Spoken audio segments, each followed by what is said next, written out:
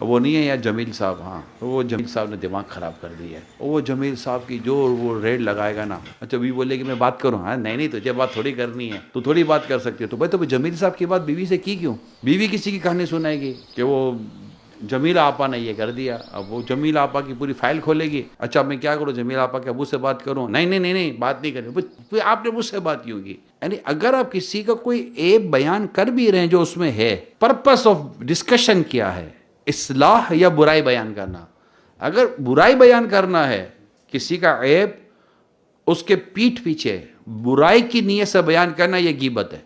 अल गीबत अशद्दु मिन ज़िना, गीबत जिना से सख्त है। अगर गीबत करने वाला तौबा भी कर ले तो और जन्नत में जाएगा तो सबसे आखिर में जाएगा।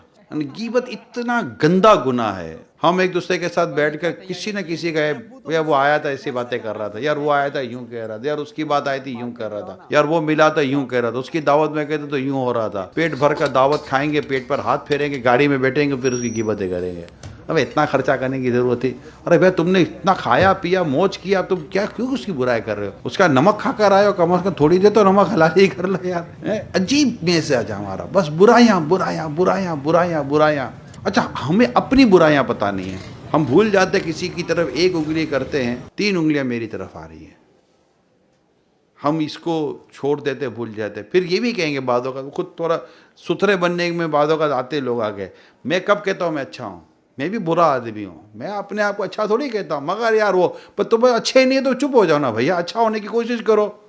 किसी की बुराई बयान करने से तो अच्छे नहीं हो जाएंगे, बल्कि बुराई और बढ़ जाएगी।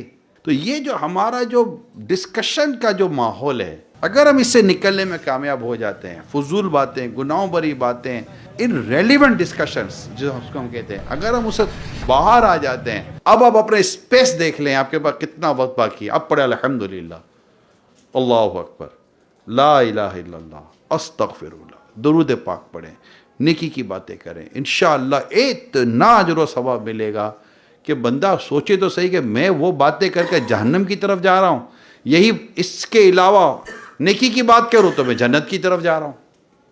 तो फैसला तो हमारे हाथ में है कि हमें करना क्या है।